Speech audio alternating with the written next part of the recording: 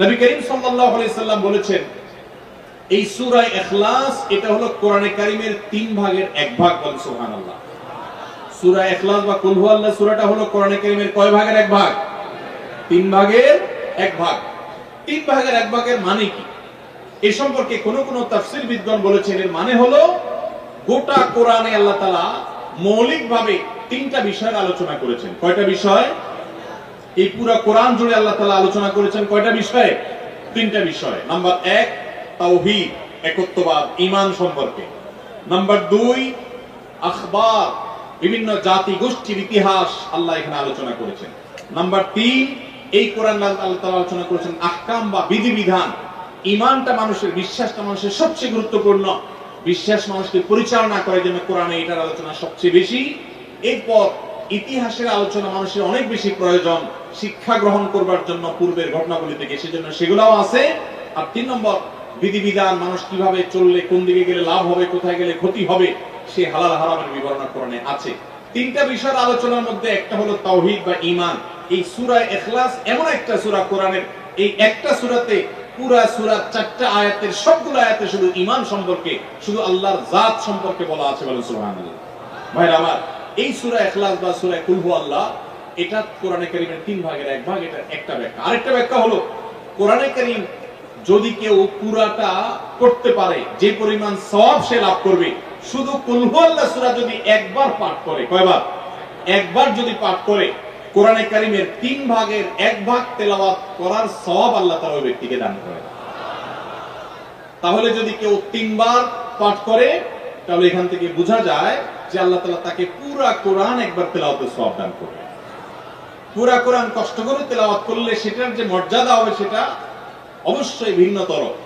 কিন্তু 3 কুল সূরা ইখলাস এটাকে 3 বার পাঠ করলে আল্লাহ রাব্বুল আলামিন কোরআনে কারীমের পূর্ণাঙ্গ কোরআন তেলাওয়াতের সওয়াব পাবেন বলে অনেক উলামায়ে কেরাম মুহাদ্দিসিনে কেরাম বলেছেন এই হাদিসের আলোকে। এটা হলো দ্বিতীয় ফজিলত। প্রথম ফজিলত। দ্বিতীয় ফজিলত হলো আমাদের প্রিয় নবী সাল্লাল্লাহু আলাইহি ওয়াসাল্লামের সময় তিনি এক দলকে একটা অভিযানে পাঠিয়েছেন। তাদের মধ্যে যিনি ইমাম সাহেব ছিলেন, ওই আল্লাহর বান্দা প্রত্যেক নামাজের মধ্যে যে কোনো সূরা পড়তেন, যে কোনো কিরাত পড়তেন, শেষে সূরা ইখলাসটা অবশ্যই পাঠ করে তারপর রুকুতে যেতেন।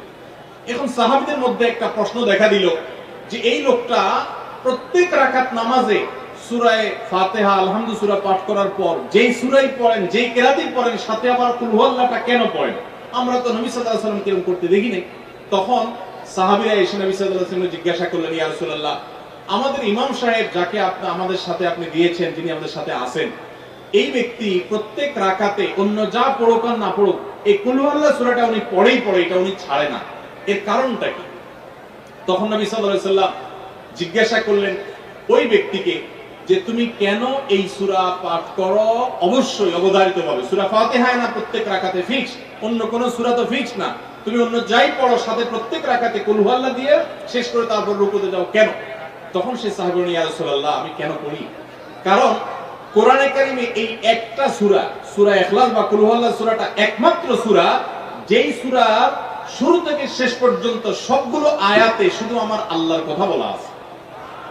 কোরআনের অন্য কোন সূরা এমন নাই যেই সূরার শুরু থেকে শেষ পর্যন্ত পুরো সাবজেক্ট আগা টু গোড়া পর্যন্ত সবগুলো বিষয়, সবগুলো আয়াতে শুধুমাত্র আল্লাহর পরিচয় দেওয়া হয়েছে, এবং আরেকটা সূরা নেই। যেহেতু এখানে শুধু আল্লাহর কথাই বলা হয়েছে, এই জন্য এই সূরাকে আমার অনেক বেশি পছন্দ হয়, এই জন্য এই সূরাকে অনেক বেশি আমি ভালোবাসি। আমার আল্লাহর আলোচনা এখানে। অন্যান্য সূরাতে কোথাও ইতিহাস, কোথাও হালাল হারাম, কোথাও বিধিবিধান, কোথাও অন্যান্য আলোচনা আছে, কিন্তু এই সূরায় শুধু আমার আল্লাহর কথা বলা আছে। এই জন্য আল্লাহর মহব্বতে এই সূরাকে আমি অনেক ভালোবাসি, খুব ভালো সূরা। নবী করিম সাল্লাল্লাহু আলাইহি ওয়াসাল্লাম তখন বলেছেন, তোমার এই ভালোবাসার কারণে আমার কাছে ওহী আল্লাহ পাঠিয়েছেন যে আল্লাহ তাআলা তোমাকে স্পেশালি ভালোবাসেন। এবং অন্য বর্ণনায় আসছে নবী সাল্লাল্লাহু আলাইহি ওয়াসাল্লাম বলেছেন, হুব্বুকা ইয়াহা ইউদখিলুকাল জান্নাহ, তুমি এই সূরাকে যে ভালোবাসো, এই ভালোবাসার কারণে আল্লাহ তাআলা তোমাকে জান্নাতে প্রবেশ করাবেন, সে ওয়াদা করেছে। অতএব ভাই আমার, সূরা ইখলাস বা কুল হুয়াল্লাহ সূরাকে স্পেশালি আমরা মহব্বত করব, ঠিক আছে না ইনশাআল্লাহ? এই সাহাবীর পাশাপাশি মদিনায় আরেক সাহাবী, তিনি ইমামতি করতেন এবং ইমাম হিসেবে দায়িত্ব প্রাপ্ত ছিলেন নবী সাল্লাল্লাহু আলাইহি ওয়াসাল্লাম তরফে। তিনিও একই কাজ করতেন। তার ব্যাপারে নবী সাল্লাল্লাহু আলাইহি ওয়াসাল্লামের একই রকমের জবাব দেওয়ার কথা আমরা হাদিস থেকে জানতে পারি। সেখান থেকে সূরা ইখলাসের মর্যাদা বোঝা যায়। আমরাও অনেকে সূরা ইখলাস প্রায় রাকাতে পড়ি, আছে না নাই?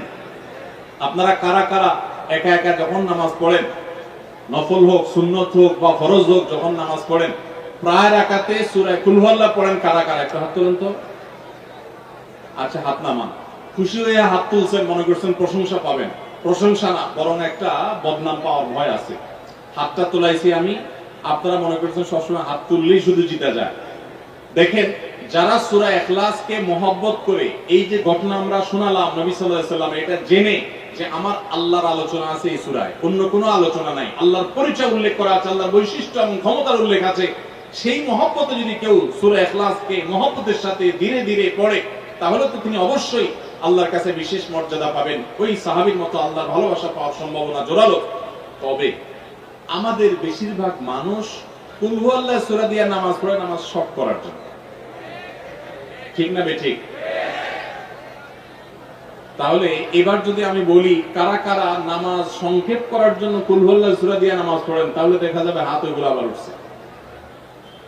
তাহলে সংক্ষেপ করার উদ্দেশ্যে সূরা কুল হুয়াল্লাহ পড়লে সেটার কারণে আল্লাহর কাছে সওয়াব পাবেন না, বরং আপনার নামাজের মর্যাদা আরো কমবে। নামাজ কি সংক্ষেপে করতে হয় না লম্বা সময় নিয়ে করতে হয়? আমরা খাওয়াটা খুব ধীরে সুস্থে খাই, ঘুমটা খুব ঠান্ডা মাথায় যায়, কাজ কাম খুব ঠান্ডা মাথায় করি, শ্বশুরবাড়ি গেলে খুব আস্তে ধীরে যাই, সব কাজগুলো আমরা ধীরে সুস্থে করা পছন্দ করি। শুধু নামাজের বেলা আসলে, জিকির তসবির বেলা আসলে আমরা 4G 5G গতিতে, তুফান মেলের গতিতে যত তাড়াতাড়ি সম্ভব করার চেষ্টা করি। সব জায়গায় গতি ভালো না, মোবাইলের নেট স্পিডের গতি ভালো বুঝলাম, কিন্তু তেলাওয়াত যে যত ধীরে ধীরে করবে, নামাজ যে যত আস্তে আস্তে পড়বে, আপনি মসজিদে লক্ষ্য রাখবেন, আপনার মসজিদে যেই লোকটার নামাজে সবচেয়ে বেশি সময় লাগায়, যেই লোকটার 2 রাকাত নামাজে সবচেয়ে বেশি সময় ব্যয় করে, আপনি নিশ্চিত ধরে নেবেন এই লোকটার নামাজি হিসাবে তত আল্লাহর কাছে প্রিয় এবং শ্রেষ্ঠ। অতএব সময় নিয়ে নামাজ পড়বো তো ইনশাআল্লাহ। আমাদের অনেকেরই তাড়াহুড়া করে নামাজ পড়ার স্বভাব আছে, ভাইরা, ভালো না এটা। যাই হোক, তো সূরা ইখলাস আমরা এটাকে সংক্ষেপ করার জন্য পড়বো না, মহব্বত করার জন্য পড়বো আজ থেকে। ঠিক আছে তো ইনশাআল্লাহ? কুল হুয়াল্লাহ সূরার আরেকটি ফজিলত বলে আমি শেষ করতে চাই, সেটি হলো যে নবী করিম সাল্লাল্লাহু আলাইহি সাল্লামের একটা হাদিস আছে যে কেউ যদি 10 বার সূরা ইখলাস বা কুল হুয়াল্লাহ সূরা পাঠ করে, কয়বার? 10 বার, রাতে দিনে যে কোনো সময় 10 বার যদি কেউ কুল হুয়াল্লাহ সূরা পাঠ করে, আল্লাহ নবী সাল্লাল্লাহু আলাইহি সাল্লামের হাদিসে ওয়াদা রয়েছে আল্লাহ তাআলা ওই ব্যক্তির জন্য জান্নাতে একটা বিশাল প্রাসাদ নির্মাণ করবে। দুনিয়ার কোনো প্রাসাদ না ভাই, পামজমারার প্রাসাদ না ভাই, এটা কোনো দুবাই বা পৃথিবীর কোনো গুরুত্বপূর্ণ জায়গার লোভনীয় কোনো আকর্ষণীয় কোনো জায়গার প্রাসাদ না ভাই, জান্নাতের প্রাসাদ। দুনিয়ার প্রাসাদ রেখে চলে যেতে হবে, জান্নাতের প্রাসাদ যে একবার পেয়ে যাবে অনন্ত অসীমকাল পর্যন্ত আর তার সেখান থেকে বের হতে হবে না, তার থেকে ছুটবে না। আল্লাহ আমাদের সবাইকে ফজিলত অর্জন করার তৌফিক দান করুন, আমিন। তাহলে সূরা ইখলাস 10 বার মাঝে মধ্যে পড়তে যদি আমরা চেষ্টা করি, পুরা সূরাটা একবার পড়তে 1 মিনিট সময় কিন্তু লাগে না। কুল হুয়াল্লাহু আহাদ আল্লাহুস সামাদ লাম ইয়ালিদ ওয়া লাম ইউলাদ ওয়া লাম ইয়াকুল লাহু কুফুয়ান আহাদ। কয় সেকেন্ড সময় লাগছে? 20 সেকেন্ড, 25 সেকেন্ড। আপনি চাইলে 1 মিনিটে 3 বার কুল হুয়াল্লাহ সূরা পড়তে পারেন, তার মানে 1 মিনিটে পুরো কোরআন খতম করার সওয়াব আপনি লাভ করতে পারেন। তাহলে অবসর সময়গুলোতে আমরা মুখস্থ তো সবারই আছে, পড়ার চেষ্টা করব না ইনশাআল্লাহ। আল্লাহ আমাদের সবাইকে তৌফিক দান করুন। এবং পড়ার পাশাপাশি এই সূরাতে আল্লাহর একত্ববাদের কথা বলা আছে, মূল বিষয়টা সেটা, শুধু সওয়াব আহরণ করাই উদ্দেশ্য না, বরং এখান থেকে আল্লাহর একত্ববাদের শিক্ষা নিতে হবে। আল্লাহ একক, কুল হুয়াল্লাহু আহাদ। হে রাসূল বলে দিন তিনি আল্লাহ, তিনি একক, তার কোনো অংশীদার নাই, তার কোনো পার্টনার নাই, তিনি কারোর প্রয়োজন তার হয় না। আল্লাহুস সামাদ, তিনি কারোর মুখাপেক্ষী না, বরং সবাই তার মুখাপেক্ষী। লাম ইয়ালিদ ওয়া লাম ইউলাদ, তাকে কেউ তিনি কাউকে জন্ম দেননি আর তাকেও কেউ জন্ম দেয়নি। ওয়া লাম ইয়াকুল লাহু কুফুয়ান আহাদ, তার কোনো সমকক্ষ নাই। ভাইরা আমার, আমাদের সমাজে এক শ্রেণীর নাস্তিক আছে, বরং সকল নাস্তিক ইসলাম এবং মুসলমানদের প্রতি বিদ্বেষ লালন করে, তাদের বড় অংশ। এই নাস্তিকদের একটা কমন প্রশ্ন হলো, তারা বলে আল্লাহ যদি আমাদের সবার সৃষ্টিকর্তা হয় তো আল্লাহর সৃষ্টিকর্তা কে? নাউজুবিল্লাহ। এরকম একটা প্রশ্ন নাস্তিকরা করে। নবী সাল্লাল্লাহু আলাইহি সাল্লামকে কোন কোন মুফাসসিরদের মতে এই প্রশ্নটাই করেছিল ইহুদিরা। কারা প্রশ্ন করেছিল? ইহুদিরা। সেই জবাবে আল্লাহ তাআলা এই আয়াত নাযিল করেছেন এবং জানিয়েছেন যে আল্লাহ তিনি কারোর জন্ম দেওয়ার মুখাপেক্ষী নন, তাকে কেউ জন্ম দেয়নি, তিনি কার মুখাপেক্ষী নন। এখন প্রশ্ন হতে পারে, আচ্ছা আল্লাহ তাআলা তিনি আমাদের সৃষ্টি করলেন বুঝলাম, তাহলে আল্লাহকে কে সৃষ্টি করলো, যেটা নাস্তিকরা করেছে।